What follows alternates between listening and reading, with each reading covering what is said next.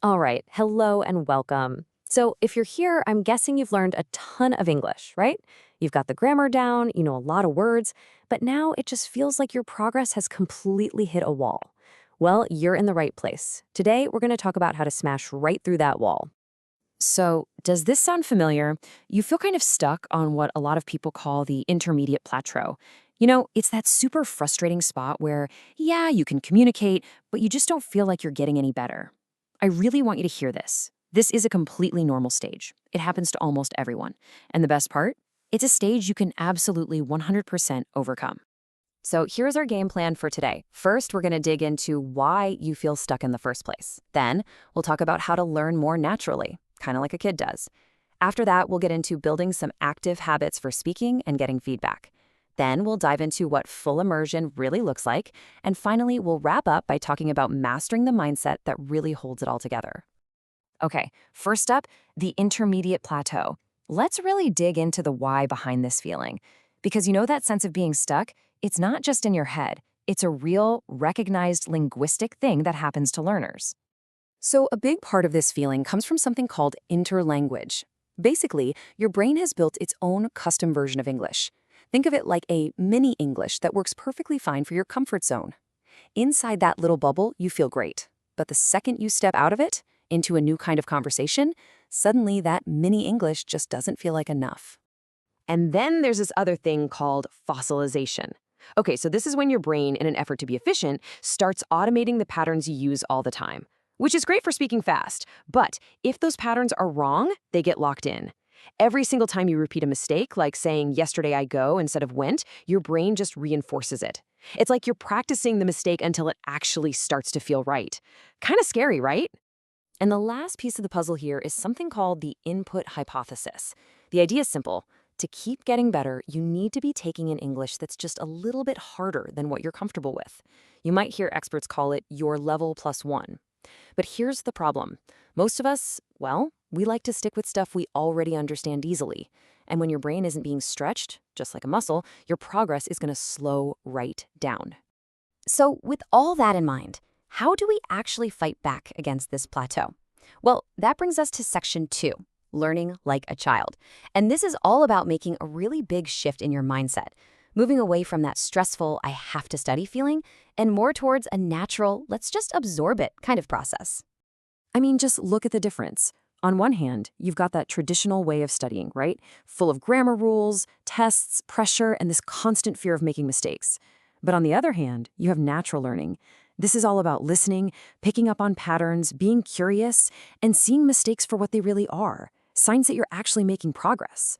Think about it. The whole foundation here is super simple.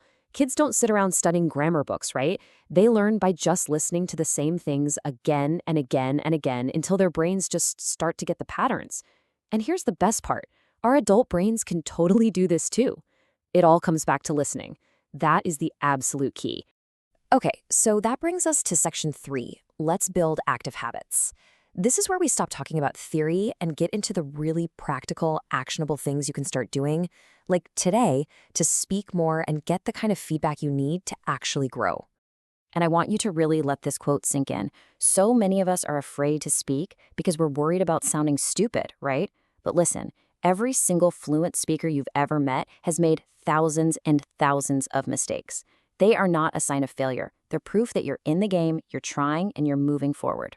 The thing is, you can't wait until you feel ready to speak. Speaking is actually how you get ready. And look, you can start so small. Send voice notes on WhatsApp. Talk to yourself in the mirror while you're making coffee. I do it all the time. Record a quick 2-minute video diary on your phone. Find a conversation partner online. The goal here is just to make speaking a simple daily habit. But, and this is a big but, just practicing isn't quite enough. Remember that fossilization thing we talked about? Well, if you practice without any correction, you're just locking in those same mistakes over and over. To really truly improve, you need somebody to point out the errors your brain doesn't even notice anymore so you can actually work on fixing them. So how do you do that? Well, you can create a simple feedback loop. Step 1, find someone who can correct you. This could be a tutor, a language partner, or even just a really patient friend.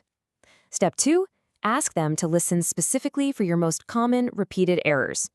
And step 3, keep an error log. Just a simple notebook or a note on your phone, or you write down the mistake and the correction. Like changing he said me to he told me. I'm telling you, reviewing that log regularly makes a world of difference. All right, let's move on to our fourth big idea. Immerse yourself in English. Look, if English is just something you study for an hour a day, it's always going to feel like a chore.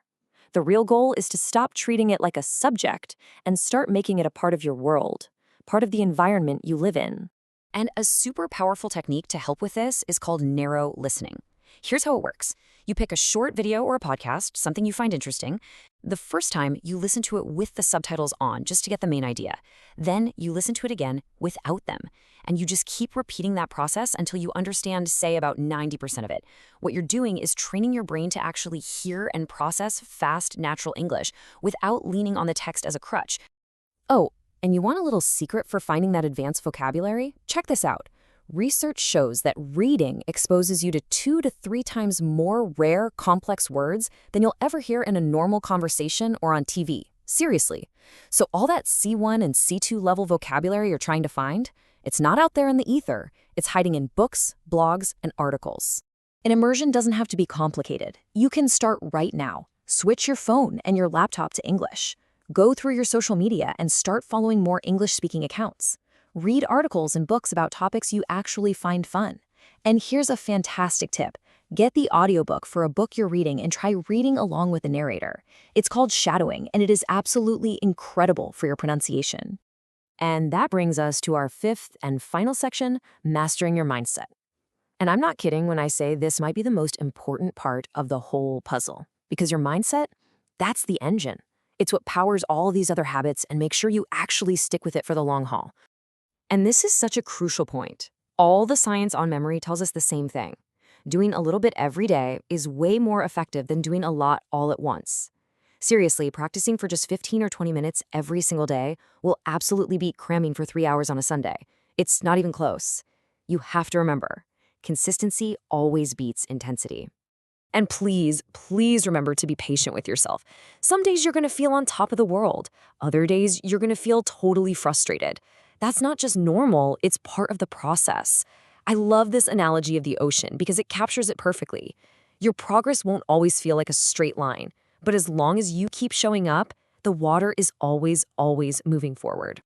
So let's put together your mindset toolkit. First, be patient. Progress is messy, not a straight line. Second, celebrate your small wins. Did you use a new word today? Awesome, that's huge. Third, pick stuff you genuinely enjoy. Language learning works so much better when you're relaxed and having fun. And finally, always remember, the plateau is just a normal stage. It is not failure. So when you boil it all down, it really comes to this. Reaching fluency isn't about being lucky or having some special talent for languages. It's not magic. It's about building good habits. It comes from all those small, consistent things you do every single day. Speaking, listening, reading, and getting feedback. So I want to leave you with this final thought. Just for a second, picture yourself 6 months from now. You're understanding conversations with ease, you're expressing yourself confidently, English just feels easier. That future you isn't some distant dream. That person is created by the small habits you decide to start today.